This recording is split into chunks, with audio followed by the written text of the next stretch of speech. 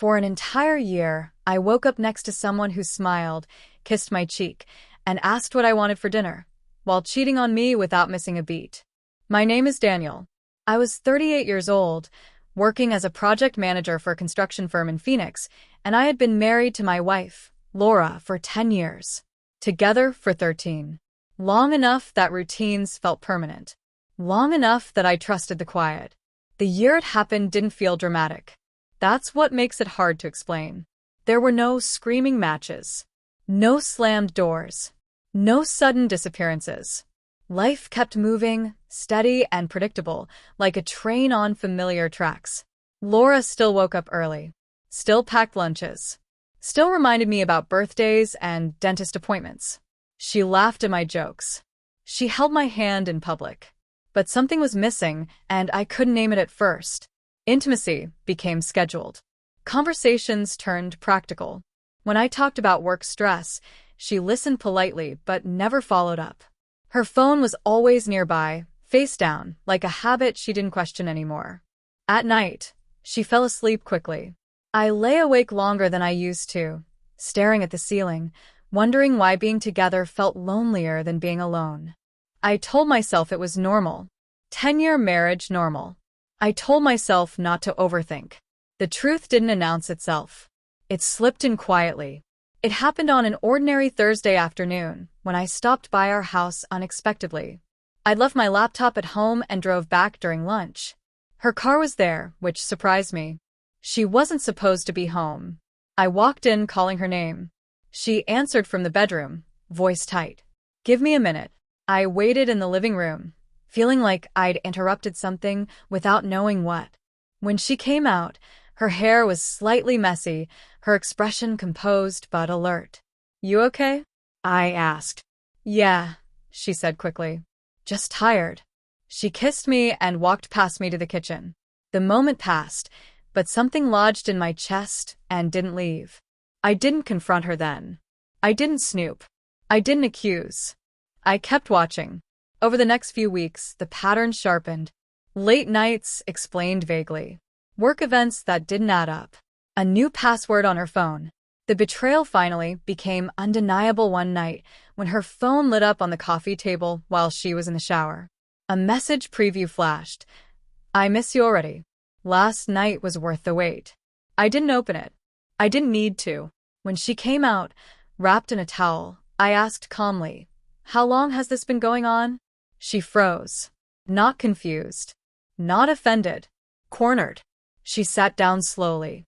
"About a year." The number knocked the air out of me. "A year?" I repeated. She nodded. "It wasn't supposed to last. But it did."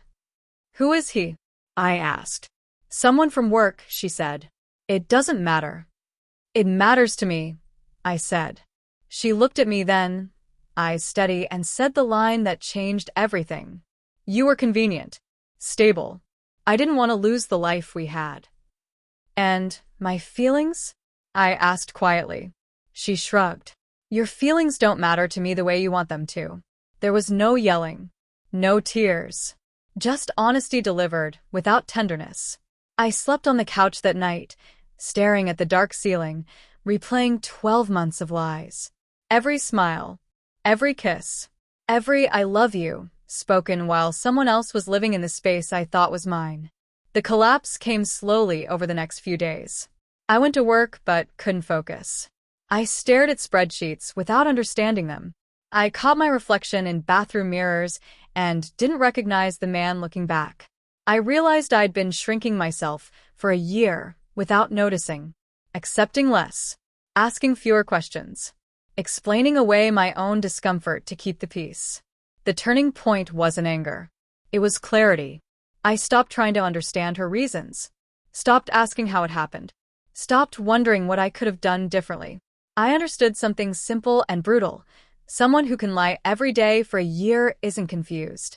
They're decided. When I told her I wanted a separation, she seemed surprised. "I thought we'd work through this," she said. "I'm done working through things I didn't break," I replied. She asked if I was sure. Asked if I wanted counseling. Asked if I was throwing away 10 years. "No," I said. "I'm reclaiming what's left of me."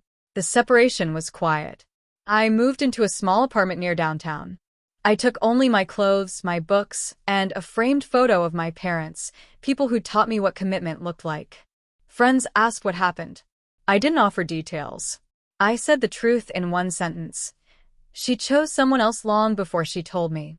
The divorce took time, but my healing didn't wait for paperwork. I learned how to sit with silence, without filling it with excuses. I learned how to sleep without wondering who was texting in the dark.